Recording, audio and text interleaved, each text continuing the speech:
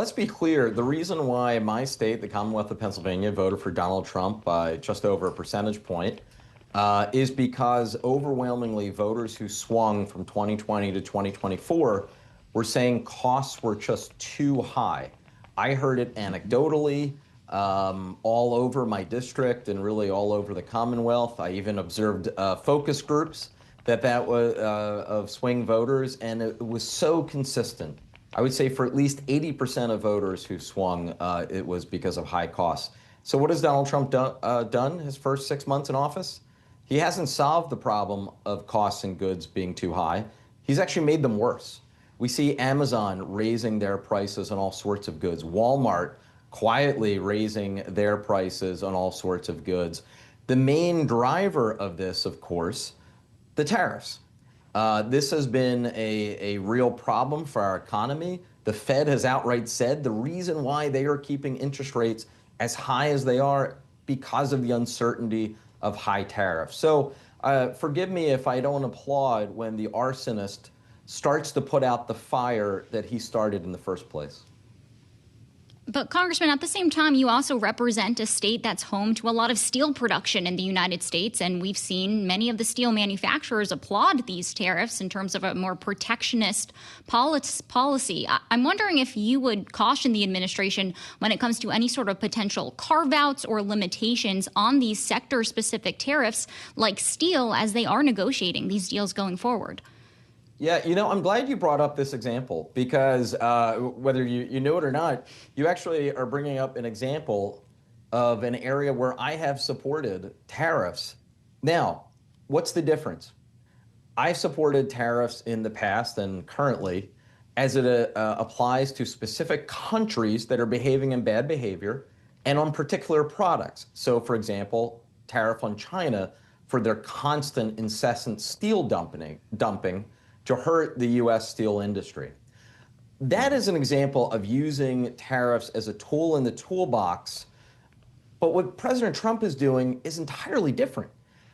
Placing tariffs on over 90 different countries, many of whom are close U.S. allies, such as Canada and various European countries, Japan, South Korea, with all sorts of bizarre rates that have no justification. In fact, it's laughable when they attempted to pretend like there was an economic formula, mathematical formula to describe these underlying these tariff rates, when in fact it was a completely fraudulent, made-up thing.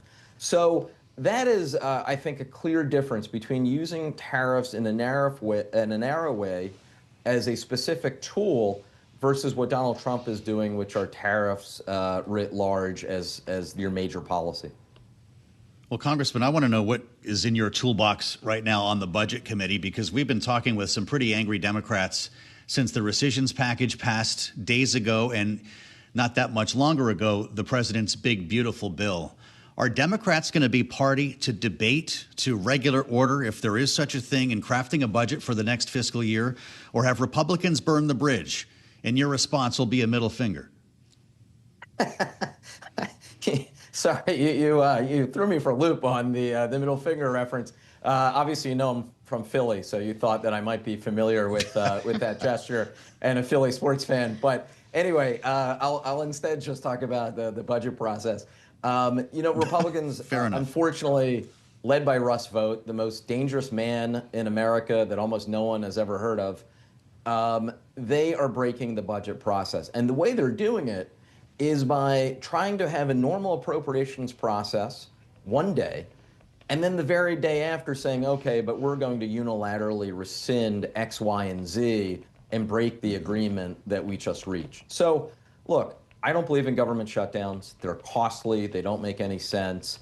I don't want to see one. But let's be clear, I am not going to support a continuation of the status quo in which this administration is acting illegally as it relates to impoundment and rescissions. Let's not forget, the prevailing law here is the Budget and Impoundment Control Act of 1974. The Supreme Court has previously ruled unanimously that what previous president did, President Nixon, when he went down this road more than a half century ago, the same road that Donald Trump and Russ Vought are going down today. So that's where things stand on the budget. If we are going to have regular order, then you certainly will see why Democratic support, but that's not what we're seeing from this White House. But Congressman, let's say there's not regular order. Does that then make a shutdown perhaps inevitable here? Because you said that you don't want to see one, but we've spoken to a few different Democratic House members in the past week who seem to be flirting with the idea that Democrats could gain more leverage if they do threaten to shut down the government. Well, I would direct you to actually a longer piece that I wrote for the Bulwark a couple days ago that kind of fleshes this out and adds entire clarity to what I'm saying.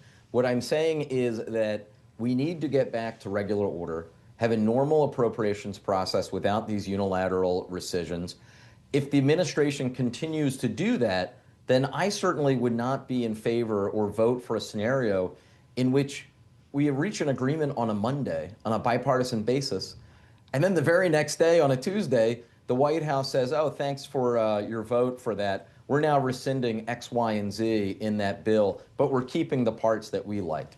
I'm not going to be a sucker, and I'm certainly not going to go along with that. So I believe actually a shutdown is more likely than not, and it is directly as a result of what the White House is doing when it comes to the budget and rescissions. The headline on your piece in the Bulwark is why Democrats must think hard about voting to fund the government. If that's the starting point here, Congressman, you wonder where we're going to be post-September. Will it be incumbent upon Democrats, if you are willing to vote to shut down the government, to also have a plan to reopen it at some point? Yeah, let's be clear. Republicans, as they constantly remind us, are in the majority in the House and run the House. They're in the majority in the Senate and run the Senate. And they control the White House and all the executive branches. If there is a government shutdown, it will be because Republicans want to shut down the government, period. Does another rescissions package, we've only got a minute left, make that more likely? If Republicans decide to rescind education funding, for instance, we can bank on a shutdown. There is no question that another rescissions package from this White House is them essentially saying, we want a full government shutdown. Russell Vought, by the way, last week, let's not forget what he said. He said the problem with the budget process is that it's too bipartisan. So he's outright saying that they want a government shutdown and they want to force one.